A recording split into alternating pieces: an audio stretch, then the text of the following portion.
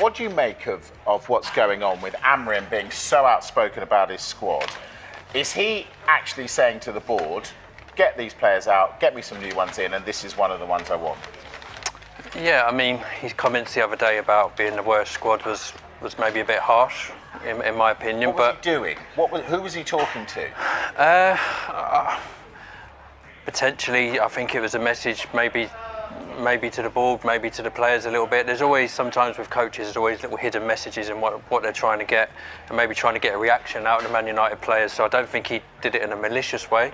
I think he was just more trying to get a reaction. But Nkunku definitely looks a player that would suit into his style, especially in the wing-back type role. He's very quick, he's very dynamic. So with Malaysia not getting any game time and players like that, so I think he could potentially be a good signing for him. Okay. We've done throughout the window. We're going to start with Manchester United. Jamie, developments in the Marcus Rashford story. Tell us. And as we've done throughout the window, we're going to talk about Marcus Rashford, the gift that keeps on giving. As we revealed last week, his preference is to join Barcelona, but that is complicated. We've already seen with the Dani Olmo saga that they need to create space for his salary with outgoings. They've not formalised any interest yet. Borussia Dortmund, meanwhile, have engaged Manchester United over terms of a loan deal in case they proceed with that move for him. The AC Milan thing looks like it's gone quiet now. AC Milan's focus is on getting Kyle Walker through the door, so it looks as if they've turned their focus away from Marcus Rashford. But I think everything is still on the table, Bridgie, and perhaps even we could see Marcus Rashford stay and try to fight for his place at Old Trafford, even though I think most of us would agree that perhaps the ship has sailed. It's the end of the road for those two parties and they're both going separate ways. I think it's perhaps still on the table. Absolutely, yeah. I think the key is all options are still on the table, and this could maybe go into the final week of the window. We've got 13 days to go. It's a bit more extended than usual. It's usually January 31st, but it's February the 3rd, everyone. This time, February the 3rd. It's a manic Monday, potentially. And will it be a manic Monday for Marcus Rashford? As Jamie said, you know, there are options. Borussia Dortmund mentioned. Then we said to you last night that Erik ten Hag was linked with the Borussia Dortmund job. Wow, wouldn't that be a story? But another option is actually to stay at Manchester United. Wow, I still can't get over the post-match press conference from Manchester United on Sunday. What Ruben Amorim said about being the worst Manchester United team and squad.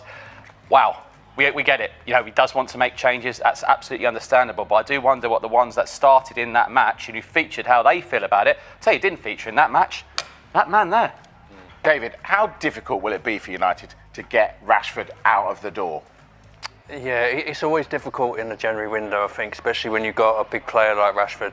And obviously it's availability and the need on the other clubs you mentioned, like Barcelona or Dortmund.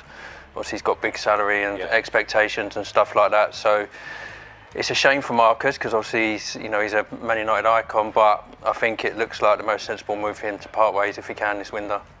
Barcelona, Jamie, I don't get it. I just don't get why a player would want to go there given their financial mess. Why would he want to go there when they might not be able to pay him? Horrible place to live, isn't it? Horrible place. Yeah, but they might not be able to pay him. They might not even be able to register him. Why go there? Well, I mean, that is the thing, and as David alluded to, he's on a salary of 350 grand a week, and all the indications are there's no chance that Barca can afford that at the moment.